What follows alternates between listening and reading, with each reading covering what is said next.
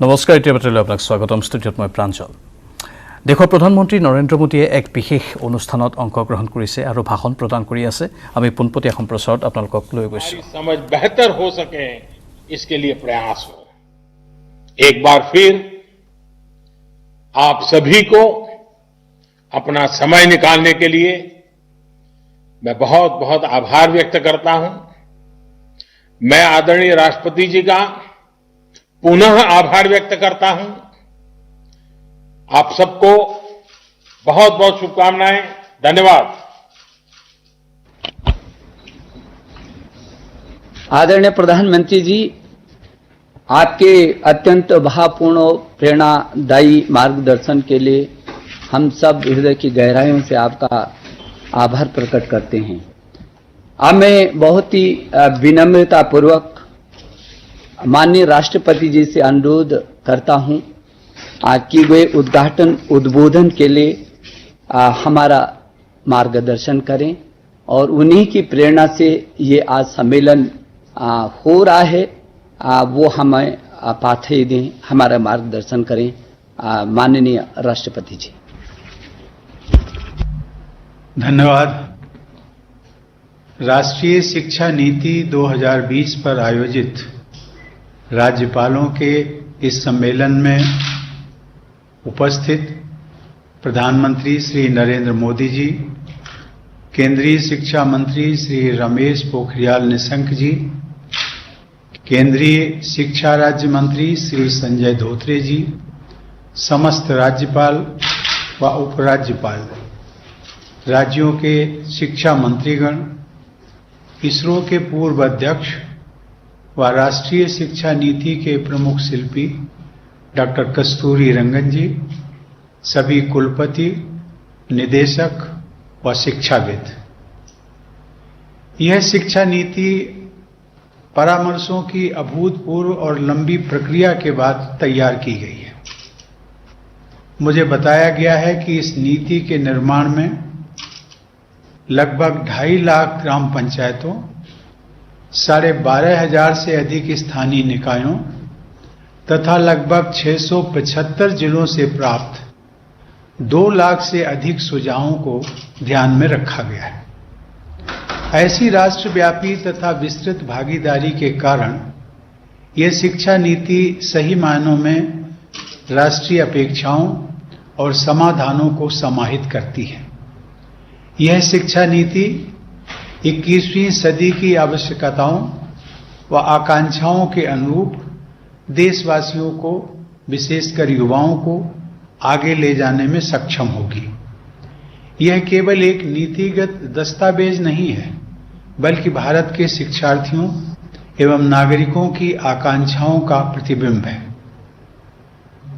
इस शिक्षा नीति के निर्माण व निर्धारण की विस्तृत व जटिल प्रक्रिया को सफलतापूर्वक संपन्न करने के लिए मैं केंद्रीय शिक्षा मंत्री राज्य शिक्षा मंत्री मंत्रालय के सभी अधिकारियों एवं अन्य संस्थानों के लोगों को साधुवाद देता हूं इस शिक्षा नीति को वर्तमान स्वरूप प्रदान करने वाले पद्म विभूषण से सम्मानित डॉक्टर कस्तूरी रंगन एवं उनकी टीम के सभी सदस्य विशेष सराहना के पात्र हैं राष्ट्रीय शिक्षा नीति 2020 के ऐतिहासिक दस्तावेज को वर्तमान स्वरूप प्रदान करने में उनके दूरदर्शी नेतृत्व एवं प्रेरक भूमिका के लिए मैं प्रधानमंत्री जी को बधाई देता हूं राष्ट्रीय शिक्षा नीति की घोषणा के बाद विभिन्न स्तरों और क्षेत्रों में इस पर परिचर्चा होने लगी है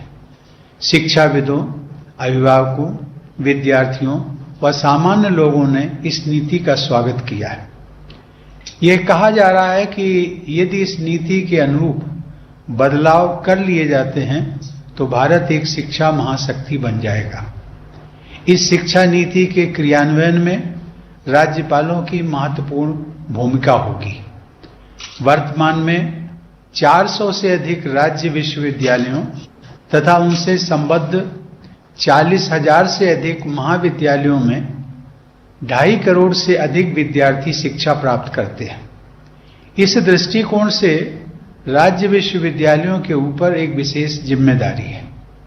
अधिकांशतः राज्यपाल ही इन विश्वविद्यालयों के कुलाधिपति हैं। विश्वविद्यालयों, महाविद्यालयों, संस्थाओं तथा अन्य स्टेक होल्डर्स के साथ संवाद और समन्वय स्थापित करके शिक्षा नीति को कार्य रूप देने में राज्यपालों को अपना योगदान देना है।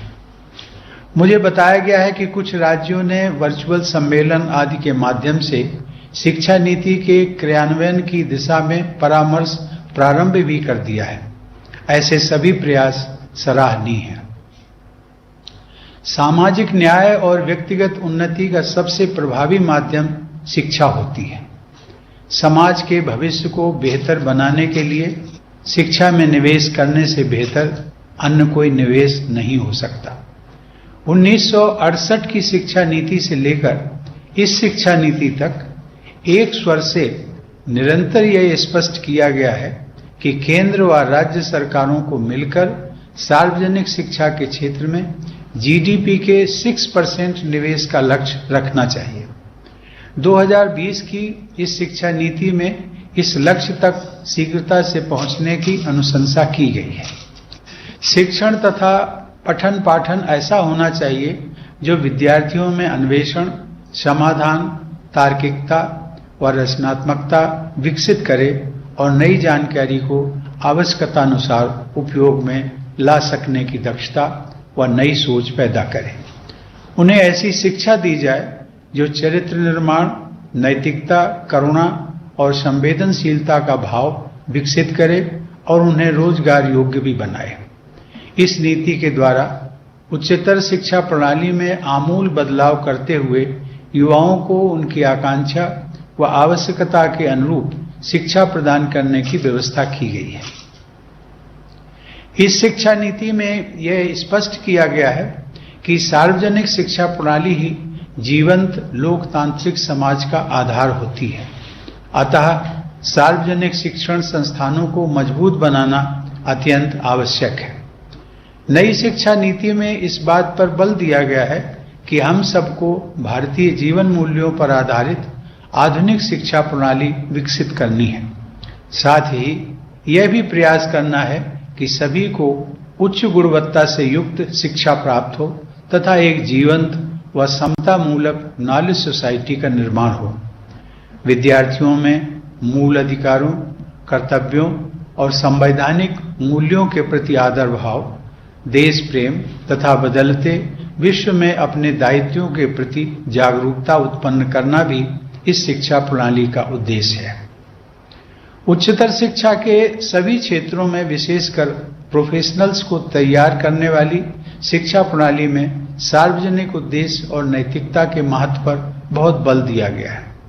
शिक्षा के माध्यम से हमें ऐसे विद्यार्थियों को गढ़ना है जो राष्ट्र गौरव के साथ साथ विश्व कल्याण की भावना से ओतप्रोत हों और सही अर्थों में ग्लोबल सिटीजन बन सके। इस नीति के द्वारा डिजिटल व ग्लोबलाइज्ड दुनिया में भारत की शिक्षा व्यवस्था का स्वरूप स्पष्ट किया गया है। सामाजिक तथा आर्थिक रूप से वंचित समूहों के लोगों को शिक्षा से जोड़ने पर विशेष बल दिया गया है। वर्ष 2025 तक प्राथमिक विद्यालय स्तर पर सभी बच्चों को मूलभूत साक्षरता और संख्या ज्ञान प्राप्त कराना इस शिक्षा प्रणाली की सर्वोच्च प्राथमिकता तय की गई है। इसके आधार पर ही आगे की शिक्षा का ढांचा खड़ा हो सकेगा।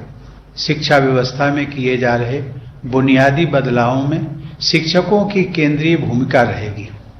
इस शिक्षा नीति में यह स्पष्ट किया गया है कि शिक्षण के पेशे में सबसे होनहार लोगों का चयन होना चाहिए तथा उनकी आजीविका, मान मर्यादा और स्वायत्तता को सुनिश्चित किया जाना चाहिए। स्कूली शिक्षा को मजबूत आधार देने के लिए अगले वर्ष यानी 2021 तक इस शिक्षा नीति पर आधारित टीचर्स एजुकेशन का एक नवीन और व्यापक पाठ्यक्रम तैयार करने का लक्ष्य है। टीचर्स एजुकेशन उच्च शिक्षा का अंग है। अतः राज्य स्तर पर आप सबको टीचर्स एजुकेशन से जुड़े अत्यंत महत्वपूर्ण लक्ष्यों को प्राप्त करना है। इस संदर्भ में शैक्षिक रूप से सुदृढ़, मल्टी डिसिप्लिनरी और इंटीग्रेटेड टीचर्स एजुकेशन कार्यक्रम शुरू करने का प्रावधान है। वर्ष 2030 तक इस क्षेत्र में केवल उच्च स्तरीय संस्थान ही सक्रिय रह जाएंगे। विश्व परिदृश्य को देखते हुए व्यावसायिक शिक्षा यानी वोकेशनल एजुकेशन के विषय में एक नए महत्वाकांक्षी दृष्टिकोण को अपनाया गया है।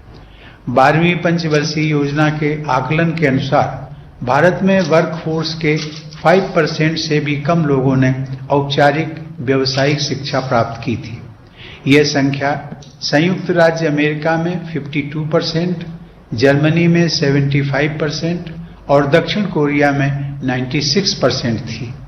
भारत में व्यावसायिक शिक्षा के प्रसार में तेजी लाने की आवश्यकता को देखते हुए यह तय किया गया है कि स्कूल तथा हायर एजुकेशन सिस्टम में वर्ष 2025 तक कम से कम 50% विद्यार्थियों को व्यावसायिक शिक्षा प्रदान की जाए। इससे हमारे डेमोग्राफिक डिविडेंड का सही लाभ मिल सकेगा। भारतीय परंपरा में विकसित लोक विद्या को उच्च शिक्षण संस्थानों द्वारा व्यावसायिक शिक्षा से जोड़ा जाएगा। इस नीति में यह स्पष्ट किया गया है कि व्यावसायिक शिक्षा को मुख्य धारा की शिक्षा का ही अंग समझा जाएगा और ऐसी शिक्षा को बराबर का सम्मान दिया जाएगा। इससे बच्चों और युवाओं में कौशल वृद्धि के साथ साथ श्रम की गरिमा के प्रति सम्मान का भाव भी पैदा होगा। नई शिक्षा नीति में ऐसी उच्चतर शिक्षा की अवधारणा की गई है जो परंपरा से पोषण प्राप्त करती हो और अपने दृष्टिकोण में आधुनिक व भविष्योन्मुख भी हो। शिक्षण पद्धति और बाल मनोविज्ञान की दृष्टि से सभी स्वीकार करते हैं कि आरंभिक शिक्षा का माध्यम मातृभाषा होनी चाहिए। इस सोच के अनुरूप नई शिक्षा नीति में त्रिभाषा सूत्र की संस्तुति की गई है। इस शिक्षा नीति में भारतीय भाषाओं, कला और संस्कृति को प्राथमिकता दी गई है। इससे विद्यार्थियों में सृजनात्मक क्षमता विकसित होगी तथा भारतीय भाषाओं की ताकत और बढ़ेगी। विविध भाषाओं वाले हमारे देश की एकता को अक्षुण्ण बनाए रखने में इससे मदद मिलेगी। राष्ट्रीय शिक्षा नीति में भारतीय भाषाओं, कलाओं और संस्कृति के संवर्धन को विशेष महत्व दिया गया है, क्योंकि वे भारत की पहचान के साथ साथ हमारी अर्थव्यवस्था के लिए भी महत्वपूर्ण है। भारत की सांस्कृतिक समृद्धि और विविधता से विद्यार्थियों का परिचय कराने के लिए देश में 100 पर्यटन स्थलों को चिन्हित किया जाएगा। शिक्षण संस्थानों पाছতে এটা ব্রেকিং নিউজ। দেশত দৈনিক ভয়ঙ্কৰভাৱে বৃদ্ধি পাইছে কৰোনা আক্ৰান্তৰ সংখ্যা। 42,04,613 জনলৈ বৃদ্ধি পাইছে কৰোনা আক্ৰান্ত। বিগত 24 ঘণ্টাত সৰ্বাধিক 90,802 জন আক্ৰান্তক চিনাক্ত কৰা হৈছে। বৰ্তমানলৈ কৰোনাই প্ৰাণ ল'লে 71,642 জনৰ। এদিনতে মৃত্যু 1016 জন কৰোনা ৰোগীৰ। আমেৰিকাৰ পিছতে দ্বিতীয় স্থানত আছে ভাৰত। ক্ৰমাগত 6 দিন ধৰি মৃত্যুৰ সংখ্যা 1000ৰ ওপৰত আছে। উদ্বেগজনকভাৱে বৃদ্ধি পাইছে কৰোনা আক্ৰান্তৰ সংখ্যা ভাৰতত। 42,04,613 জনলৈ বৃদ্ধি পাইছে কৰোনা আক্ৰান্তৰ সংখ্যা। বিগত 24 ঘণ্টাতেই সৰ্বাধিক 90,802 জন আক্ৰান্তক চিনাক্ত কৰা হৈছে। বৰ্তমানলৈ কৰোনাই প্ৰাণ ল'লে 71,642 জনৰ। এদিনতে মৃত্যু হৈছে 1016 জন কৰোনা ৰোগীৰ। আমেৰিকাৰ পিছতেই দ্বিতীয় স্থানত আছে ভাৰত। ক্ৰমাগত 6 দিন ধৰি মৃত্যুৰ সংখ্যা 1000ৰ ওপৰত আছে।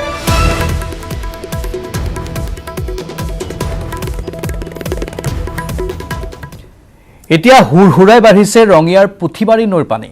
বগৰীবাৰীত পুথিমাৰী নৈৰ মথাউৰিৰ পুনৰ নিৰ্মাণৰ কাম চলি থকাৰ মাজতেই পুনৰ ছিগিল মথাউৰি। পুথিমাৰী নৈৰ অহাত হ'লে উটুৱাই নিলে মেৰামতিৰ বাবে বনোৱা ৰিং বান্ধ। ভাঙি যোৱা অংশৰে পুনৰ পুথিমাৰীৰ পানী সোমোৱাত বানে সংঘাৰী ৰূপ ধাৰণ কৰিছে। খন্দিকৰ, মাদৈকাটা, ঢেপাৰগাঁও, হাছানটুক, চেনিমাৰা, বিহাপাৰা, লাহাপাৰা আদি অঞ্চলৰ ৰাইজ আতংকিত হৈ পৰিছে। যদিহে নৈৰ পানী বাঢ়ি থাকে তেন্তে পৰিস্থিতি পুনৰ ভয়াৱহ হোৱাৰ আশংকা প্ৰকট হৈ পৰিছে। উল্লেখযোগ্য যে প্ৰায় 2 মাহ পূৰ্বে পুথিমাৰী নৈয়ে বগৰীবাৰীৰ মথাউৰিটো ছিঙি নিয়াত বানে তাণ্ডৱ চলাইছিল ৰঙিয়াত। মথাউৰি মেৰামতিত অতি নিম্নমানৰ সামগ্ৰী ব্যৱহাৰ কৰাৰ অভিযোগ উত্থাপন কৰিছে ৰাইজে, যাৰ ফলত বগৰীবাৰীত পুনৰ মথাউৰিটোৰ ছিঙা অংশৰে আকৌ ছিঙি নিয়াত আতংকিত হৈ পৰিছে নৈপৰীয়া ৰাইজ।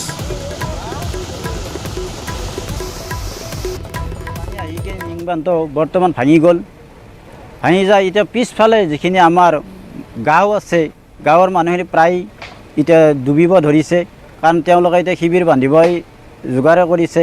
যিখিনি আমাৰ ৰিং বান্ধ দিছে একদম নিম্ন চামৰ, কাৰণ পানীৰ লেভেলতে একদম ৰিং বান্ধটো বনাইছে, কিন্তু হ'ব লাগিছিল মাথৰিৰ সমানে সমানে চৰা ওখ হ'ব লাগিছিল, কিন্তু তেনেকুৱা হোৱা নাই। কিন্তু আমি দেখিছোঁ যে 4টা পাৰ্টিশ্যন দিছে যে তেওঁলোকে ৰিং বান্ধৰ, কিন্তু তাৰে এটাই আগৰটো ফিল আপ কৰিছে বস্তা দি, কিন্তু পিছফালে আৰু 3টা আছিল, 3টাতে বৰ্তমান এটা বস্তাও নপৰিল। কিন্তু পিছফালে ছাপোৰ্ট নাথাকিলে ৰিং বান্ধ থাকিব কেনেকৈ? যোৰহাটত ৰাজ্যৰ মুখ্যমন্ত্ৰী সৰ্বানন্দ সোণোৱাল টিয়কৰ শ্ৰী শ্ৰী আউনীআটী সত্ৰত দামোদৰ দেৱ বঁটা প্ৰদান কৰিব মুখ্যমন্ত্ৰীগৰাকীয়ে। 2012 চনত আউনীআটী সত্ৰই প্ৰৱৰ্তন কৰিছিল এই বঁটা। দামোদৰ দেৱ বঁটা লাভ কৰিছে বিশিষ্ট লেখক সাংবাদিক মনোজ গোস্বামীয়ে। সত্ৰৰ এক বৃক্ষৰোপণ কাৰ্যসূচীতো অংশ ল'ব মুখ্যমন্ত্ৰীগৰাকীয়ে। মুখ্যমন্ত্ৰী সৰ্বানন্দ সোণোৱাল আজি যোৰহাটত আছে। টিয়কৰ শ্ৰী শ্ৰী আউনীআটী সত্ৰত দামোদৰ দেৱ বঁটা প্ৰদান কৰিব মুখ্যমন্ত্ৰীগৰাকীয়ে। 2012 চনত আউনীআটী সত্ৰই প্ৰৱৰ্তন কৰিছিল এই বঁটা। দামোদৰ দেৱ বঁটা লাভ কৰিছে বিশিষ্ট লেখক তথা সাংবাদিক মনোজ গোস্বামীয়ে। সত্ৰৰ এক বৃক্ষৰোপণ কাৰ্যসূচীতো অংশ ল'ব মুখ্যমন্ত্ৰীগৰাকীয়ে।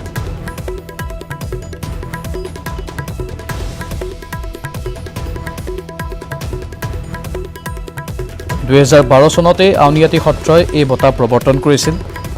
এই বঁটা প্ৰৱৰ্তন কৰাৰ বাবেই আজি ৰাজ্যৰ মুখ্যমন্ত্ৰীগৰাকী শ্ৰী শ্ৰী আউনীআটী সত্ৰত উপস্থিত হৈছে। দামোদৰ দেৱ বঁটা প্ৰদান কৰিব মুখ্যমন্ত্ৰীগৰাকীয়ে। টিয়কৰ শ্ৰী শ্ৰী আউনীআটী সত্ৰত এক বিশেষ পৰিৱেশে বৰ্তমান বিৰাজ কৰিছে। সত্ৰৰ ভকত বৈষ্ণৱসকলে মুখ্যমন্ত্ৰীগৰাকীক আদৰণি জনাইছে আৰু সমান্তৰালভাৱে আন লোকসকলো তাত উপস্থিত হৈছে। আমি ইতিমধ্যে জনাইছোঁ যে দামোদৰ দেৱ বঁটা লাভ কৰিছে বিশিষ্ট লেখক তথা সাংবাদিক মনোজ গোস্বামীয়ে। সত্ৰৰ এক বৃক্ষৰোপণ কাৰ্যসূচীতো ৰাজ্যৰ মুখ্যমন্ত্ৰীগৰাকীয়ে অংশগ্ৰহণ কৰিব। বৃক্ষৰোপণৰ জৰিয়তেই আমাৰ সমাজৰ বাবে, নতুন প্ৰজন্মৰ বাবে এক বিশেষ বাৰ্তা প্ৰদান কৰিব মুখ্যমন্ত্ৰীগৰাকীয়ে। কেইবাটাও কাৰ্যসূচী আছে। প্ৰথমে তেওঁ শ্ৰী শ্ৰী আউনীআটী সত্ৰত দামোদৰ দেৱ বঁটা প্ৰদান কৰিব। তাৰ পাছতে বৃক্ষৰোপণ কাৰ্যসূচীত অংশ ল'ব আৰু বিয়লিৰ ভাগলৈ আন এটা কাৰ্যসূচী আছে বুলি আমি বিশেষ সূত্ৰৰ পৰা তথ্য লাভ কৰিছোঁ। উল্লেখযোগ্য যে 2012 চনতে আউনীআটী সত্ৰই প্ৰৱৰ্তন কৰিছিল দামোদৰ দেৱ বঁটা। এইবাৰ এই বঁটা লাভ কৰিছে বিশিষ্ট লেখক তথা সাংবাদিক মনোজ গোস্বামীয়ে। এই বঁটা প্ৰদান কৰিব মুখ্যমন্ত্ৰীগৰাকীয়ে কিছু মুহূৰ্তৰ পাছতেই। তাৰ পাছতেই আন কিছু কাৰ্যসূচীতো তেওঁ অংশগ্ৰহণ কৰিব। ৰাজ্যৰ মুখ্যমন্ত্ৰীগৰাকী আজি যোৰহাটত আছে আৰু যোৰহাটত এই কাৰ্যসূচীসমূহত অংশগ্ৰহণ কৰি বিয়লিৰ ভাগতো তেওঁ আন কেইবাটাও কাৰ্যসূচীত অংশগ্ৰহণ কৰাৰ সম্ভাৱনা আছে।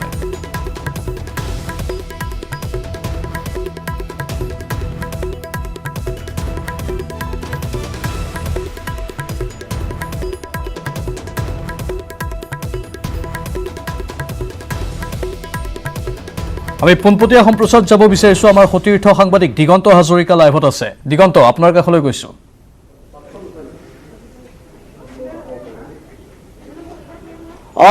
প্ৰাঞ্জল চাওক, যিহেতু আজি মহাপুৰুষ শ্ৰী শ্ৰী মাধৱদেৱৰ তিৰুভাৱ তিথি, ইতিমধ্যে সত্ৰ নামঘৰসমূহ পুৱাৰে পৰাই মুখৰিত হৈ আছে হৰি নামৰ ধ্বনিৰে। আজি ৰাজ্যৰ মুখ্যমন্ত্ৰী সৰ্বানন্দ সোণোৱালে টিয়কৰ কলিয়াপানীস্থিত যি আউনীআটী সত্ৰ, সেই সত্ৰৰ এক অনুষ্ঠানত অংশ ল'ব আৰু কিছু সময়ৰ পিছতে তেওঁ ইয়াত উপস্থিত হ'ব। আউনীআটী সত্ৰই ইতিমধ্যে আউনীআটী সত্ৰৰ বাকৰিত এখনি উদ্যান, দিব্য উপবন তেওঁলোকে তৈয়াৰ কৰাৰ ব্যৱস্থা কৰিছে আৰু সম্পূৰ্ণ মহাপুৰুষ শ্ৰীমন্ত শংকৰদেৱে যি তেওঁ সৃষ্টিৰাজিত যি বৰ্ণিত আছে দিব্য উপবনৰ কথা, সেই অনুসৰি ইয়াতে তেওঁ সেই যি উপবন তেওঁ প্ৰতিষ্ঠা কৰিবলৈ গৈছে আৰু সেই উপবনৰ তেওঁ আজি শুভাৰম্ভ কৰিব মুখ্যমন্ত্ৰী সৰ্বানন্দ সোণোৱালে। আৰু আউনীআটী সত্ৰই 2012 বৰ্ষত যি দামোদৰ দেৱ বঁটা প্ৰৱৰ্তন কৰিছিলে, সেই বঁটা আজি মুখ্যমন্ত্ৰীয়ে প্ৰদান কৰিব। বিশিষ্ট লেখক সাংবাদিক মনোজ গোস্বামী ডাঙৰীয়াক এই বঁটা প্ৰদান কৰিব। ইতিমধ্যে মুখ্যমন্ত্ৰী আৰু কিছু সময়ৰ পিছতে যিহেতু ইয়াত উপস্থিত হ'ব, সকলো ধৰণৰ নিৰাপত্তাজনিত ব্যৱস্থাৰ পৰা আৰম্ভ কৰি সকলো ধৰণৰ ব্যৱস্থা গ্ৰহণ কৰিছে। আৰক্ষী প্ৰশাসনৰ পৰা আৰম্ভ কৰি প্ৰত্যেকটো বিভাগৰে ইয়াতে উচ্চপদস্থ বিষয়াসকল উপস্থিত আছে। কেনেকুৱা কিমান সময়ত মুখ্যমন্ত্ৰী ডাঙৰীয়া ইয়াত উপস্থিত হ'ব আৰু কেনেকুৱা ধৰণে ইয়াত ব্যৱস্থা কৰিব, কি কাৰ্যসূচী লৈছে ইয়াত? ইতিমধ্যে ছাৰ আহি পাইছে, কহৰা এৰিছে, তেখেত আহিছে। আহি কাৰ্যসূচী ধৰ্মীয় অনুষ্ঠান এটা আছে, যিহেতু মাধৱদেৱৰ তিথি, আজি গুৰুজনৰ তিথি আছে, তেখেত সেই উপলক্ষে ইয়াত আহিছে। ইয়াত কোনো গণ্য অনুষ্ঠান নহয়, তেওঁ সম্পূৰ্ণ ধৰ্মীয় আদৰ্শৰে আজি ইয়াত আহিব, এটা গছপুলি ৰোপণ কৰিব দিব্য উদ্যানলৈ লৈ পেলাই। এইখিনি ধৰ্মীয় কাৰ্যসূচী আজি বিশেষকৈ ইয়াত আছে কলিয়াপানী সত্ৰত। প্ৰাঞ্জল চাওক, মই এই কথাটো অতি গুৰুত্বপূৰ্ণ কথা যে আউনীআটী সত্ৰৰ এটা অন্যতম যোগাত্মক পদক্ষেপ বুলি ক'ব লাগিব যে দিব্য উপবন, যি দিব্য উপবনৰ কথা মহাপুৰুষ শ্ৰীমন্ত শংকৰদেৱৰ সৃষ্টিৰাজিত বৰ্ণিত হৈছিল, সেই দিব্য উপবন ইয়াতে প্ৰতিষ্ঠা কৰিব আজি আউনীআটী সত্ৰৰ সত্ৰাধিকাৰে আৰু ইয়াৰ শুভাৰম্ভ কৰিব মুখ্যমন্ত্ৰীয়ে। কেনেকুৱা আজি দেখিছোঁ পুৱাৰে পৰা আপোনালোকৰ যথেষ্ট ব্যস্ততা, সত্ৰত যিহেতু মুখ্যমন্ত্ৰী ডাঙৰীয়া আহিব, আৰু কি কাৰ্যসূচী তেখেতে ইয়াত লৈছে? দিব্য উপবনৰ কেনেকুৱা হেৰিত আচলতে ইয়াত নিৰ্মাণ কৰিবলৈ গৈছে? আচলতে মহাপুৰুষ শ্ৰীমন্ত শংকৰদেৱ গুৰুজনাৰ কীৰ্তন শাস্ত্ৰৰ হৰমোহনত দিব্য উপবনখন খুব সুন্দৰভাৱে বৰ্ণনা কৰিছে। মানস পটত গুৰুজনাৰ যিখন অমৃতময় দিব্য উপবন, মানে সেই দিব্য উপবনখনকে মানে মহাপুৰুষ শ্ৰীমন্ত শংকৰদেৱৰ যিটো সপোন আছিলে, সেই সপোনটো বাস্তৱত ৰূপায়িত কৰিবৰ বাবে সত্ৰাধিকাৰ প্ৰভু ঈশ্বৰে এক উদ্যোগ গ্ৰহণ কৰিছে। আৰু এই উদ্যোগত সন্মানীয় মুখ্যমন্ত্ৰী মহোদয় তথা অসম চৰকাৰে বিহিত ব্যৱস্থা কৰিছে। ই অসমৰ বাবে এটা ঐতিহাসিক দিন হ'ব আজি। বিশেষকৈ গুৰুজনাৰ ঐতিহ্য আৰু গুৰুজনাৰ মানস পটত সৃষ্টি হোৱা দিব্য উপবনখন যে অসমবাসী ৰাইজে, বিশ্ববাসী ৰাইজে মানস পটত থকা উপবনখন সন্মুখত পাব, বাস্তৱ ৰূপত পাব, ই সঁচাকৈ অসমৰ বাবে এটা আজি আমাৰ বাবে ঐতিহাসিক দিন। মুখ্যমন্ত্ৰী মহোদয়ে খন্তেক সময়ৰ পিছতে ইয়াত আহি শুভ উদ্বোধন কৰিব। ই অসমৰ বৈষ্ণৱ সমাজৰ বাবে অত্যন্ত গুৰুত্বপূৰ্ণ আজি ঐতিহাসিক দিন হিচাপে বিবেচিত হৈছে। আৰু আমি আশা ৰাখিম এই দিব্য উপবনখনে মানুহৰ সম্প্ৰীতিয়ে মানুহক জীয়াই থকাৰ এটা প্ৰেৰণা দিব। দিব্য উপবনখনত কি হৈছিলে? হৰমোহন হৈছিল, ভগৱন্তৰ অমৃতময় ৰূপ দেখি মহাদেৱ শিৱ বিমোহিত হৈছিল। গতিকে এই দিব্য উপবনখনে মানুহৰ হৃদয়ত থকা কলুষিতাবিলাক ধ্বংস কৰিব, দেহত থকা ৰোগ ব্যাধিবিলাক ধ্বংস কৰিব। আমি আধ্যাত্মিকভাৱে যেতিয়া জীৱন অতিবাহিত কৰা একোজন ব্যক্তি, সেইকাৰণে আমি ভাবিম যে পৰম ব্ৰহ্মই দিব্য উপবনখন যেতিয়া কোনো এজন ব্যক্তিয়ে দৰ্শন কৰিব, নয়ন সাৰ্থক কৰাৰ লগতে তেওঁৰ জীৱনৰ শ্ৰম সাৰ্থক হ'ব বুলি আমি ভাবিবলৈ বাধ্য হৈছোঁ। ধন্যবাদ জনাইছোঁ। এয়া আছিল কমলা গগৈ, লোকশিল্পী কমলা গগৈ। ইতিমধ্যে দিব্য উপবনৰ যি তাৎপৰ্য, সেই তাৎপৰ্য খুব সুন্দৰভাৱে তেওঁ বৰ্ণনা কৰিছে। যিহেতু আজিৰ তাৰিখত মহাপুৰুষ শ্ৰীমন্ত শংকৰদেৱেই হওক, মহাপুৰুষ শ্ৰী মাধৱদেৱেই হওক, যিখিনি সৃষ্টি কৰিছিল বা তেখেতসকলে অসমীয়া সমাজলৈ যিখিনি আগবঢ়াই গৈছিল, সেইখিনিয়ে কিন্তু আধ্যাত্মিক পৰিৱেশ দিগন্ত পোনপটীয়া সম্প্ৰচাৰ আমি দেখুৱাই থাকিম। কিছু সময়ৰ পাছতে যিহেতু মুখ্যমন্ত্ৰীগৰাকী তাত উপস্থিত হ'ব, সেই মুহূৰ্তত আপোনাৰ কাষলৈ আমি পুনৰ যাম। কিন্তু বাতৰিত এতিয়া সময় হৈছে চমু বাণিজ্যিক বিৰতিৰ।